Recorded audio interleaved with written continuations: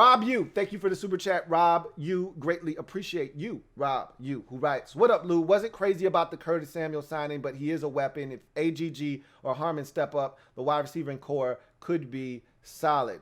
So, you know how I felt about Curtis Samuel. He's a weapon, as you mentioned. He is not a legitimate threat at the receiver position the way in a traditional sense. I don't really give a shit about that. I've stated this already.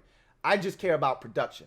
And the only way you're going to maximize his production is if you utilize him the way he was utilized in 2020 by Matt Rule and company. Okay, Joe Brady and Matt Rule got the most out of Curtis Samuel. He looked like a different animal in 2020 than in any other season I've watched him in.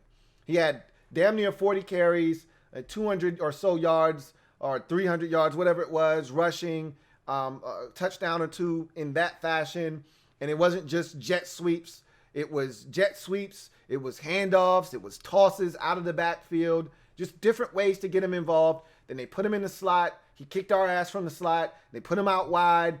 They sent him in motion. They did different things to get this guy in space because he's a dangerous weapon in space. That's how you utilize him. And if you're not going to do that, if you're not going to maximize all of his talents, then you're not going to get the full spectrum of what this guy could be. And that's my issue. When you get a traditional wide receiver, you don't have to do all of those things. Like, they don't do that for Terry.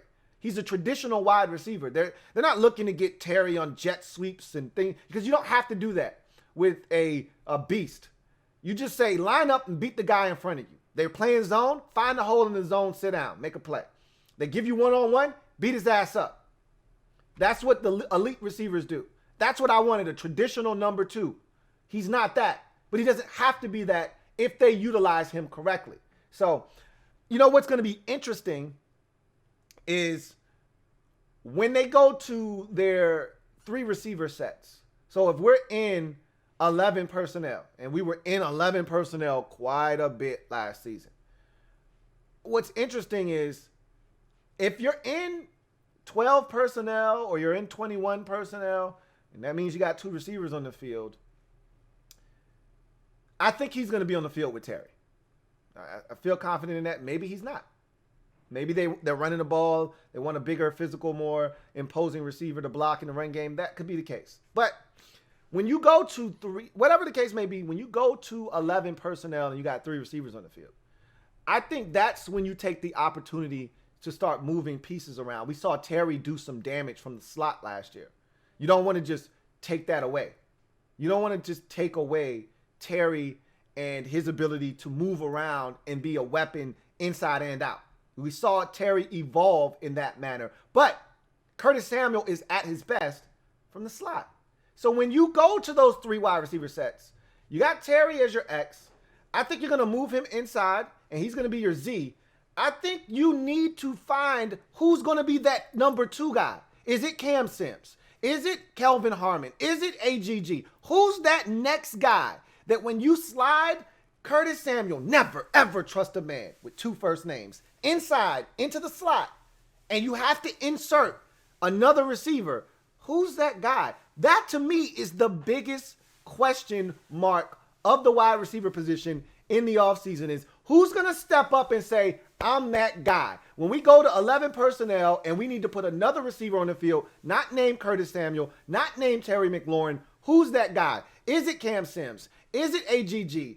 Is it Kelvin Harmon? That, to me, is the $1 million question when we start talking wide receivers as we get closer to camp. That's what I'm going to be focused on. Who's going to step up and assume that role of the alpha male that's not Curtis Samuel or Terry McLaurin? That, to me, is going to be one of the bigger competitions of the summer. Thank you for the super chat, Rob. You. Joshua Ferris, double up, thank you for doubling up, Joshua Ferris. Greatly appreciate you. My man Joshua writes, Lou, we are hurting at linebacker. What are we going to do? They're going to draft somebody. I told you, linebacker is one of the easiest positions to draft. I'm not saying it's easy to find a guy, but we found Cole Holcomb in the 5th round, 6th round? I mean, you can find gems littered throughout the draft. You just got to know what you're looking for. All right. If you are And if you've got evaluating talent, an eye for evaluating talent, then you can find what guys fit what you're trying to do and what guys can play and what guys can't play. So for me, linebackers, you can find a guy. You can find a guy.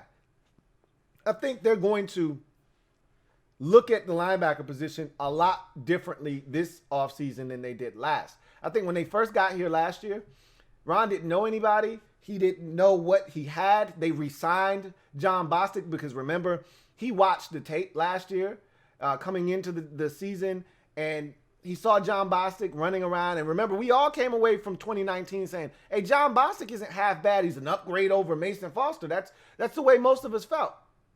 But at the end of the day, when you look at how Bostic was playing, I'm like, hey, he's cool. He's all right, but he's not real. And they figured that out. I think Ron figured that out. That, KPL, he's all right, but he's not real. John Bostic, he's all right, but he's not real. And I think now they're going to be a little bit more aggressive in trying to find some linebackers that can come in here and help. So you saw David Mayo being added as depth. They're going to still be aggressive, I think, in the draft. And I think I wouldn't be shocked if they draft 2 linebackers in the draft, to be honest with you. And don't forget, I don't know, how they feel about Josh Harvey Clemens, but he's coming back from COVID-19 and opting out. Again, I don't know if they're, what's been really amazing to watch, and it's not surprising, and I talked about this when these guys decided to opt out, is time waits for no man. I've realized that very early on in my life. Time doesn't stop because you decide that you got some shit going on. Things are going to continue to move. And when these guys opted out, they had the right to do that. And they did what they felt like was best for them and their families. And I don't have any issues with that. And I applaud them for making that decision. But you gave the NFL is about opportunity and chance. You gave other guys opportunities to take your spot. And so it's not like Josh Harvey Clemens was a fixture on this roster to begin with. And they don't know him. Ron doesn't know him. Marty doesn't know him. And Martin doesn't know him. So he's, for them, they don't know him from Adam or Eve. So he shows up and they're like, who the hell are you? Oh, I'm Josh Harvey Clemens. Oh, okay, cool. He's going to be down the depth chart. If he doesn't come in tremendous shape and wow them right away, his ass is as good as gone. So, again, we'll see what happens. I don't think they're going to bring back Reuben Foster. If they were going to do that, they could have done it already. Obviously, if they're interested in him, after the draft, if they don't get what they were looking for at the linebacker position, maybe they kick the tires on him again. But it doesn't seem like anybody's going to fight them over Reuben Foster. They are aware of that, and I expect them to keep tabs on him if things don't go the way they want them to via the draft. But they're gonna draft some linebackers. And I wouldn't be shocked if they drafted multiple linebackers, sort of like the Ravens did last year. They drafted Malik Harrison out of Ohio State, and they drafted the kid out of LSU that was outstanding. And so I wouldn't be surprised if we did something similar to that, where you double down on the linebacker position and get you not 1 but 2. I wouldn't be shocked by that at all. Rob U, thank you for the super chat. Double up. Thank you for doubling up, Rob U. Greatly appreciate you. My man Rob U writes, we need Desmond King, and he would be cheap. Desmond King signed a 1-year deal with the Houston Texans. So want to keep you abreast of all those things that are going on. He signed with the Houston Texans. Let me make sure it was Houston. And, trust me, I know he signed. I want to make sure it's the Texans, though. I don't want to tell you the wrong team. Not that you give a shit, but I care. So I'm pretty sure it's the Texans. I've been keeping up with this stuff, So I just want to make sure I'm not giving you some poor information here. But let me refresh my page and then see if they uploaded it. And yep, Desmond King, 1 year, $3.5 million. So he's a Houston Texan. So he's not available. But like I said, there's plenty of free agent corners available, but I don't think they're interested. I don't think they're really interested in signing anybody else at this very moment. I think that they're going to go the draft route. And I think that's the smart thing to do, honestly speaking. You get cheap labor. a young guy that they can try to mold.